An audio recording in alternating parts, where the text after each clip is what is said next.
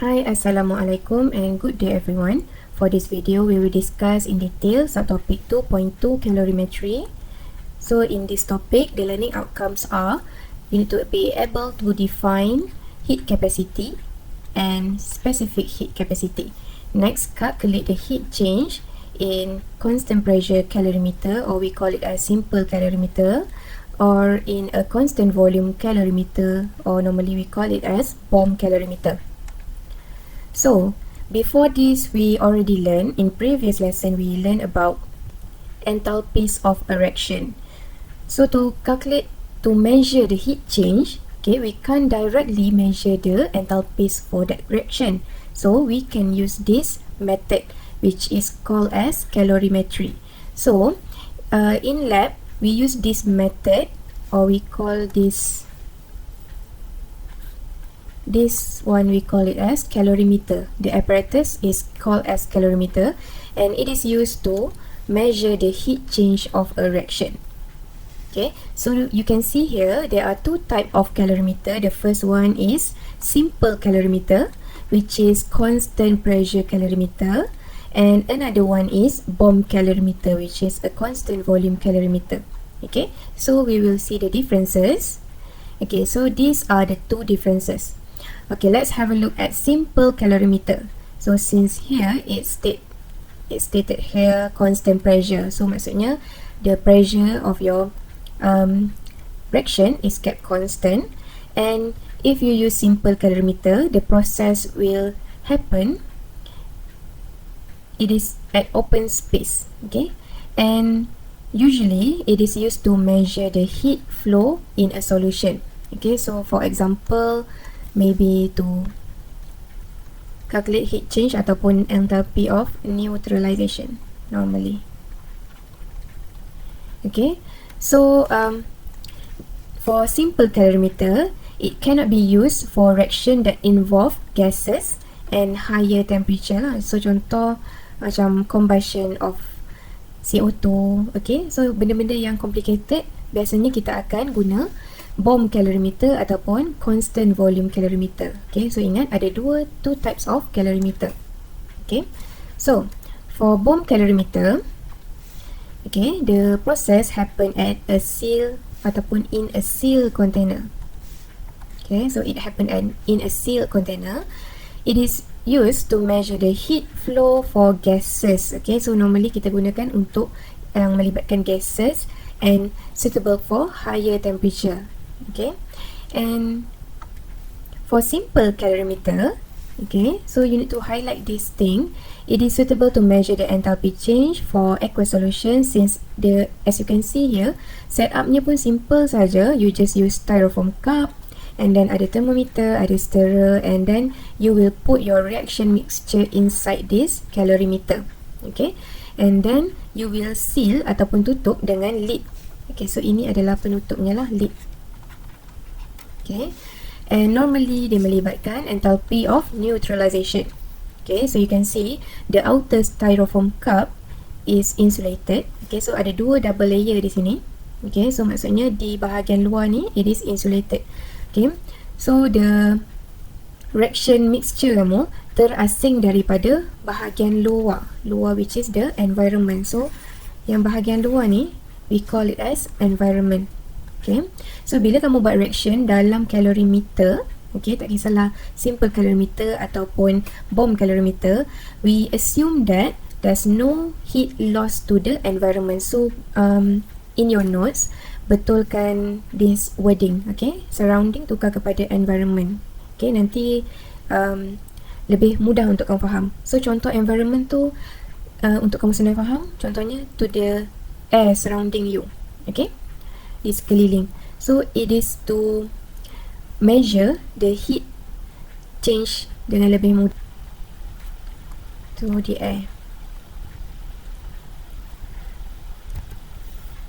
Okay, so kalau dalam ni berlakunya reaction and heat release by your reaction, it will be absorbed. Heat release by your reaction will be absorbed by solution yang ada dalam ni and the calorimeter. Okay, next we have a look at bomb calorimeter. So for bomb calorimeter, normally, okay, dia lebih complicated and dia melibatkan macam yang tadi kita discuss, it involve high temperature and gases. Okay, so normally melibatkan enthalpy of combustion and so on lah, formation and so on.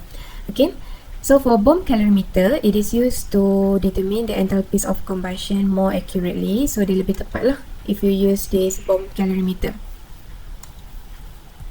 Okay, so you can see here there are two type of bomb calorimeter. First one is with water, and then the second one is without water. Okay, tanpa air dan dengan air. So kalau your setup, if your setup of your experiment is with water, so imagine dalam kamu punya calorimeter, okay, your reaction berlaku di dalam sini. Okay, and then you seal it. You seal the container and put into your calorimeter. Okay, and then dalam calorimeter tu dia ada air. Okay, you fill up with water and then you seal the calorimeter. Okay, so yang bahagian pink ni, this one is your calorimeter lah, insulated calorimeter. Okay, so bila berlakunya combustion, macam yang kamu dah hafal, the enthalpies of combustion is heat being released by the reaction. So bila heat is released dalam here, inside your container ataupun bomb tu, okay, bila heat is being released by your reaction, so heat released by your reaction will be absorbed by siapa? By the surrounding here, which is first you have water and calorimeter itself. Okay, so nanti kamu akan tengok in detail lah. So sekarang ni fahamkan the setup dulu. And then next one, if your reaction is conducted in a bomb calorimeter, but you can see here it is without water. So kamu just letak your reaction and then dalam ni it's just empty. Okay, tak ada, no water. So maksudnya kalau you do a combustion, okay, so nanti akan ada heat release by your reaction. So heat will be heat release. So heat release by your reaction will be absorbed by your container luar ni, the blue color, which is your calorimeter. Okay, so it is important for you to know macam mana boleh imagine the setup of the experiment. So if it is bomb calorimeter, tengok the question, is it with water ataupun without water? No water. Okay, alright, so this is just extra information for you. Okay, so biasanya kita akan letak this bomb calorimeter, this apparatus, it is not provided in your matriculation. Okay, biasanya kamu akan jumpa this setup ataupun this calorimeter if you further dalam bidang yang related to chemistry. And then, okay, you will put a crucible ataupun bekas here. Okay, and then kamu akan letak your sample lah. Okay, and then put inside this bomb. Okay, nama dia bomb. And then kita akan seal, tutup lah. Okay, bila kita dah seal, kita dah tutup, barulah kita masukkan dalam machine dia. Okay, calorimeter punya machine. So your reaction will happen in this bomb ni, dalam ni. Okay, so depends lah your reaction tu, is it with water? Kalau bomb calorimeter, your setup is either with water ataupun without water. Okay, so basically sama je setup dia, ada thermometer, ada stirrer, and your reaction will happen inside here. Okay, and then it will be surrounded by water kalau you put water inside, and then outer layer ni adalah the insulated calorimeter. Okay, alright, so there are two important terms that you need to know. The first one is heat capacity. Okay, so heat capacity kamu boleh tengok C besar. Okay, so bila C besar, heat capacity, the definition is the amount of heat needed ataupun required to raise the temperature of a given quantity of the substance by 1 degree Celsius. Okay, ataupun unitnya macam ni lah. Okay, so ingat, kalau C besar, heat capacity sahaja, and the unit is, you want to know berapa joule yang diperlukan untuk increase 1 degree Celsius. Okay, so next one is specific heat capacity. So you can see the wording here, specific. Ingat, kalau specific dia mesti ada mass in gram. Okay, so you can see the definition here, the amount of heat needed or required to raise the temperature of 1 gram. Okay, so bezanya di sini, this one without mass and this one ada mass in gram. Okay, specifically in gram of the substance by 1 degree Celsius. So sebab tu unit dia adalah joule. Okay, berapa amount of heat needed to raise the temperature of 1 gram per 1 gram and per degree Celsius by 1 degree Celsius. Okay, so make sure you can differentiate heat capacity and specific heat capacity. Okay, so for specific heat capacity of water, ini kamu kena hafal.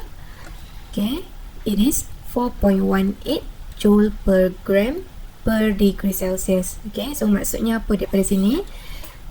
You need 4.18 joule of energy to increase the temperature of 1 gram of water by 1 degree Celsius.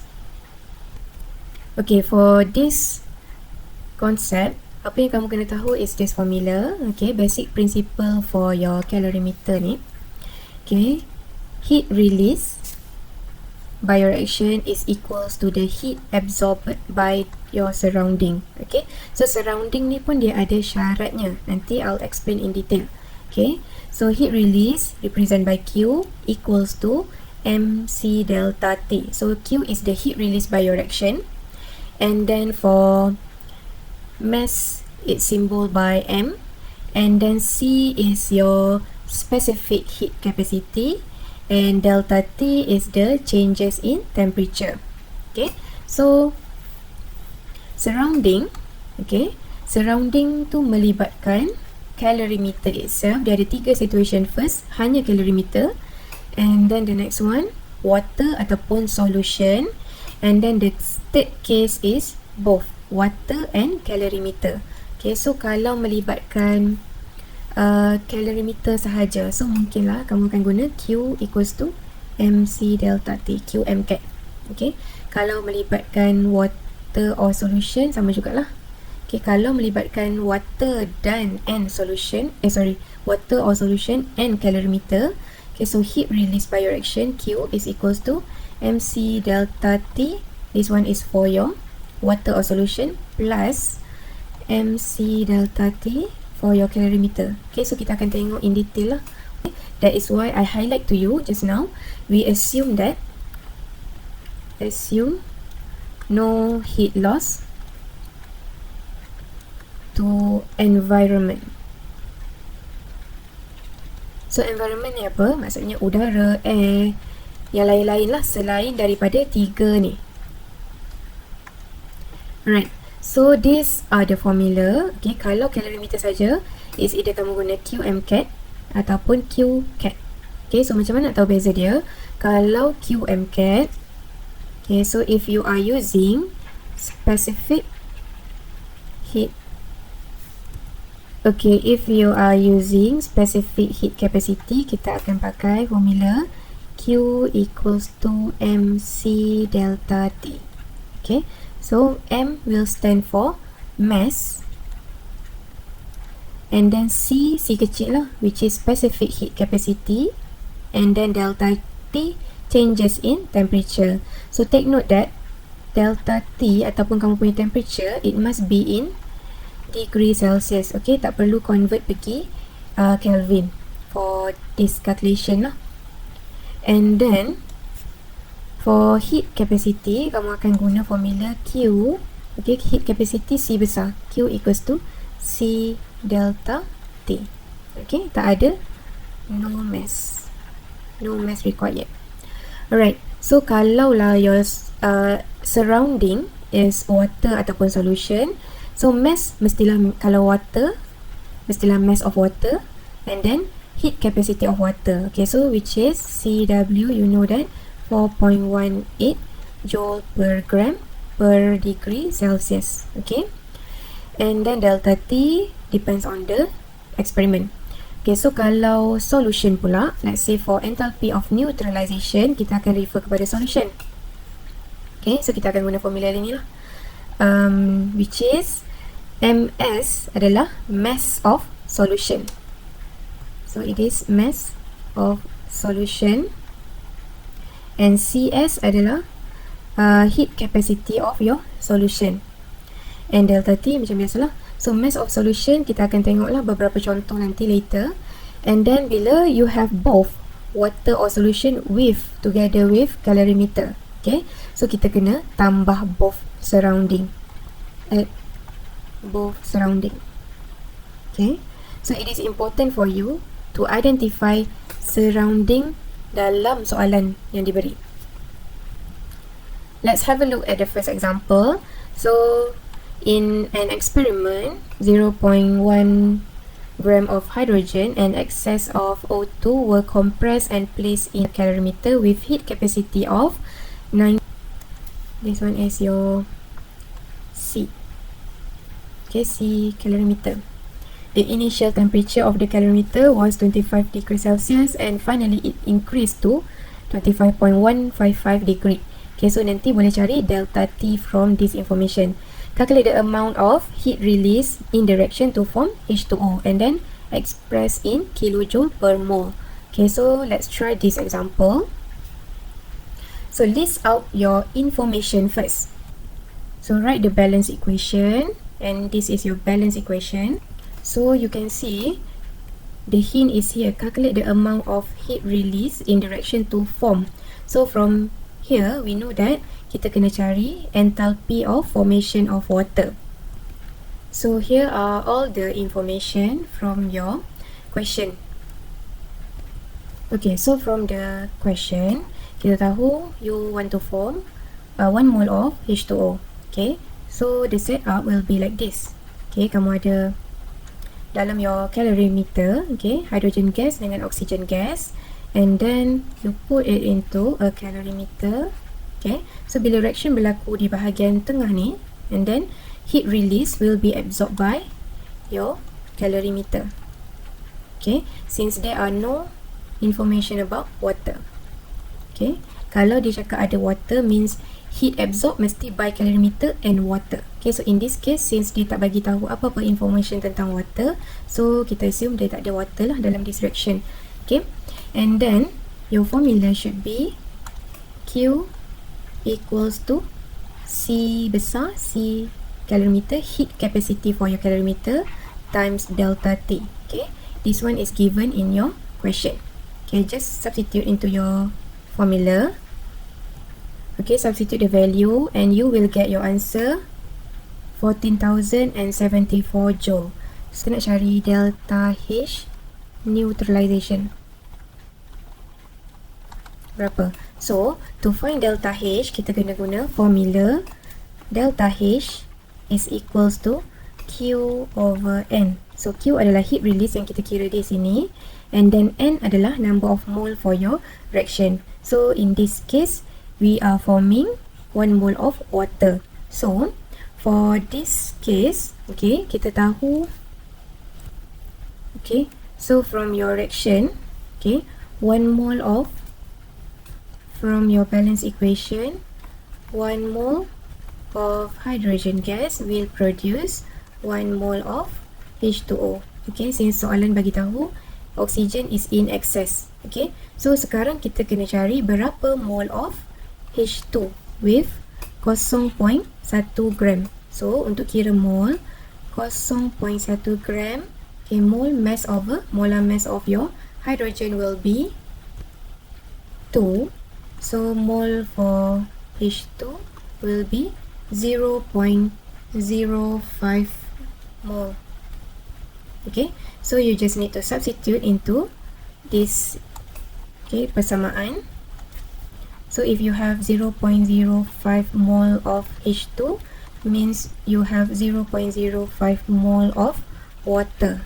Okay, so bila kita dah tahu ini, okay, barulah kita boleh masukkan dalam formula delta H equals to Q over N.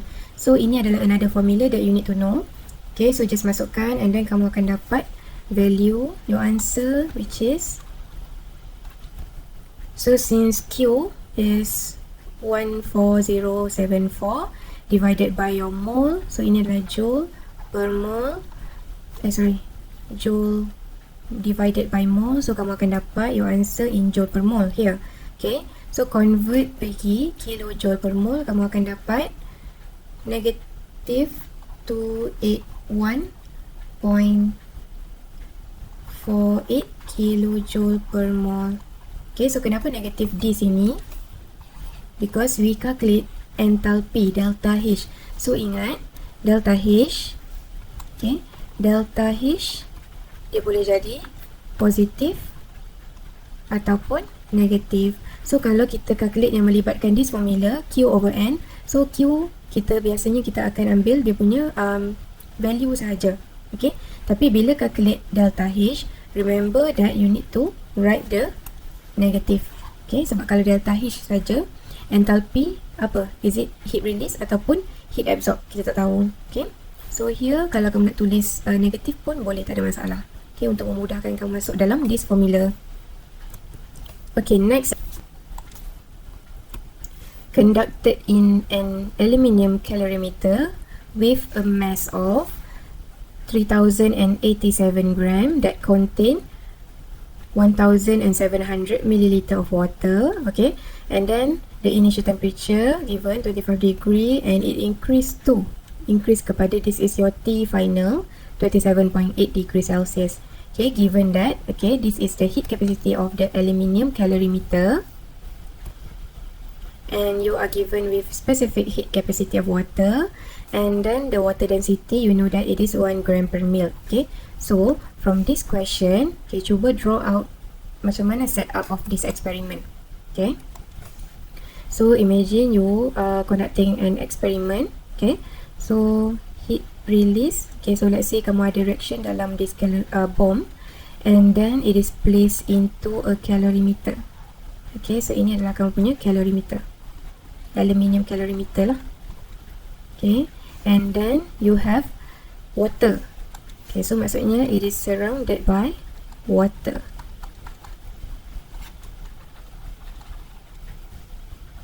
Okay, so list out all the important information and then cuba masukkan dalam formula. Okay, when you list out all the important information untuk mass of your water inside here, okay, so kamu just compare dengan density of water lah. Mass of water equals to density times volume. Okay, so dia basically datang daripada formula ni lah. Density equals to mass over volume. Okay, so rearrange to find the mass of water. So density of water, you know that it is 1 gram per mil, and then times the volume given is 1700 mil. So kamu akan dapat 1700 gram of water. Okay, so heat release, heat will be released by your reaction here. Okay, bila berlaku reaction dalam ni, heat akan release to the surrounding. Okay, so in this case, surrounding kamu dekat sini adalah water. Okay, heat will be released, heat released by reaction will be absorbed by water and also will be absorbed by your calorimeter. Okay, so bila kamu nak guna formula, heat release equals to heat absorbed by water and by your calorimeter. Okay, so tulis baliklah the formula. Q equals to MW, mass of water, heat capacity for water, delta T, plus MCAT, mass of calorimeter, specific heat capacity for calorimeter, delta T. Okay, so masukkan dalam formula all the values. So substitute all the values into your formula. Ikut MWCW, delta T, MC, M calorimeter, mass calorimeter, heat capacity for calorimeter, and delta T for your whole reaction, and then kamu akan dapat the value. So this is the value in joule, and then when you convert to kilojoule, kamu akan dapat 24.78 kilojoule. Okay, so since this reaction, okay, kamu tak tahu pun dia reaction melibatkan apa, just leave your answer in kilojoule. kalau kamu tahu it is enthalpy of formation. Contoh, okay, macam first example. So, enthalpy of formation, refer back to the definition, it is heat change, okay, when you form 1 mole of product. Okay, you are forming 1 mole of your compound. So, that is why bila kita kira untuk soalan satu just now, dia punya answer must be in kilojoule per mole. Okay, contoh kalau kamu buat combustion. So, kalau buat combustion, you know that you are burning 1 mole of your compound. So, bila case yang macam tu, we know that the heat release is for kilojoule per mole. Sebab kita akan bahagi mole pula. In this case, we leave it until here. Alright, so for next question. Okay, so let's have a look at example 3. So for this one, a quantity of 100 ml of 0.5 molar HCl is made with 100 ml of 0.5 molar of NaO in a constant pressure calorimeter or simple calorimeter lah. And that has a heat capacity of 335 joule per degree Celsius. And the initial temperature of HCl and NaO both are the same, 22.5 degree. And the final temperature for the mixed solution will be 24.9. Calculate the heat change for the neutralization reaction. Okay, so for neutralization, back to the definition, it is heat release when 1 mole of water is formed. Okay, so try to extract the information from the question. Okay, so you have your simple calorimeter. Okay, first kita letak 100 ml of NaO. Okay, and then we add another 100 ml of HCl. Okay, with the same concentration. And then the total of your solution dalam ni, dia akan add up 100 plus 100, dia akan jadi 200 ml. Okay, and then when you put into a calorimeter, okay, kita letak dalam, we seal the container, and then we put into a calorimeter. Okay, ataupun just double up the styrofoam cup, and the heat release, okay, in this case, heat release for your reaction, heat release. So for this reaction of mixing base and acid, you will get salt and water. Okay, so dalam ni, when you mix these two, you will already have this combination of NaCl and H2O. So ini kita panggil sebagai solution. Okay, so when you have extracted all the information, okay, untuk heat of neutralization. Okay, so ini adalah your experiment 2 juga. Okay, when you react acid and base, kamu akan dapat salt and water. So the heat release for this reaction. So for heat release by this reaction will be absorbed by first solution, and then the second one is your calorimeter. Okay, so bila kita masukkan dalam formula, heat release equals to heat absorbed by solution, which is your NaCl solution plus water ni, and then will be absorbed by the calorimeter itself. So bila kamu masukkan dalam formula, Q equals to MSCS, mass of solution, times heat capacity for the solution, times delta T plus Cc delta T. Okay, so bila masukkan dalam this all the values inside your formula, you will get your answer as 2810.4 joule. Okay, and then so ini adalah heat release by your reaction. It is not per mole yet. So what we need to do is, from the equation kita boleh nampak 1 mole of NaO will react with 1 mole of HCl to form 1 mole of NaCl and 1 mole of water. So, back to the enthalpy of neutralization punya definition. 1 mole of water is formed when you mix acid and base. So, daripada from the equation, from the balance equation, 1 mole of NaO akan react with 1 mole of HCl to form 1 mole of water. Okay, so from here kita boleh cari mole for water. mole untuk water berapa untuk kita masukkan dalam formula delta H equals to Q heat release ini over N. Okay, so mole di sini yang kita nak kira. And then when you, because 1 mole of NaO akan react dengan 1 mole of HCl juga, so it's 1 mole 1 mole. So mana-mana je lah, kamu akan dapat mole of your water MV over 1000, 0.5 times 100 divided by 1000, you will get 0.05 mole. And then masukkan dalam this formula, kamu akan dapat delta H equals to negative 2810.4 joule per mole. So your answer here will be, this one. And then when you convert pergi kilojoule, kamu akan dapat, so your answers kalau in joule akan jadi 56208 joule per mole. And when you convert pergi kilojoule, kamu akan dapat 56.208 kilojoule per mole. Okay, so ini akan jadi negatif lah, because delta H for neutralization must be negative. Alright, so now let's have a look at the fourth example. So the enthalpy of combustion. Okay, so sekarang soalan ni dia terbalik. Dia bagi kamu enthalpy of combustion pula is given here. When you have 2 gram of benzoic acid completely combusted, maksudnya dia enthalpy of combustion, and in bomb calorimeter containing 2 kilo of water, and the temperature increase of water is 3.8. So this is the delta T. Okay, and extract the information from the given question. Okay, kamu akan dapat, okay, so your reaction berlaku dalam ni, and then it is placed in water,